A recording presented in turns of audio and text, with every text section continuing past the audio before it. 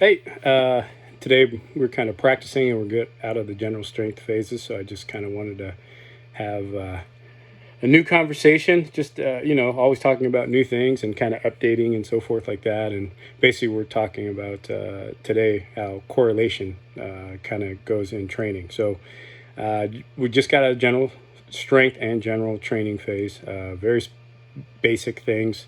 We're trying to, just give the body the ability to accept and adapt and handle the forces that are applied for training for the event that we're trying to do, of track and field or agility or whatever sport you're trying to do. And so in that, it's very general training. So we're using full ranges of motion in our lifts. We're using big amplitudes of movement. So we're using, big ranges of motion in our movements.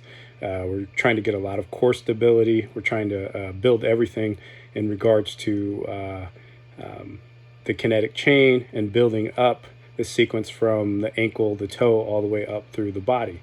And so the ability to, put force back into the ground and do it early on has to be addressed. There's also benefits of the movement because obviously hormonal.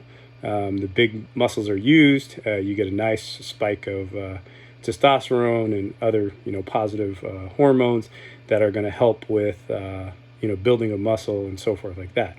And so in the general strength, we're using full range of motion. We're only using weights, probably about 50 to 60% of our estimated RM. And now we're getting into a strength phase. Also, some of the things we're trying to do, we're trying to get into a little bit more correlation, or we call it specificity. Okay, so if we're trying to do something like, sprint at top speed, we want to see angles in the weight room that kind of correlate with that.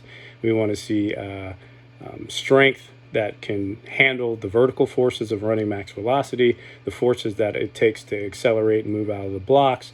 And we're just addressing those things now. And so you want to make sure that you're very general, but you try to get more specific as the season goes on. And you have to start to bleed those things. I always use the analogy of having something that's red and having something that's blue.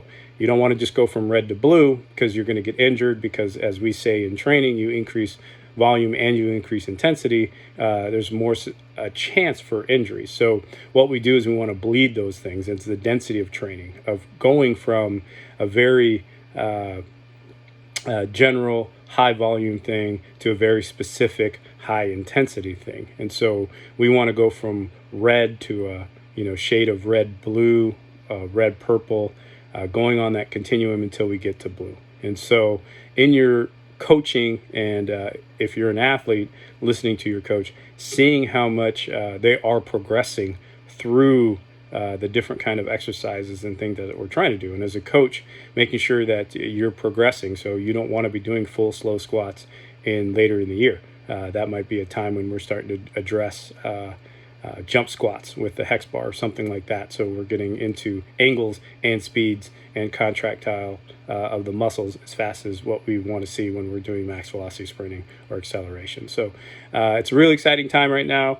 We're trying to address as many things that we can as far as getting a good, stable foundation for building through the year. And we're definitely going from general to more specificity.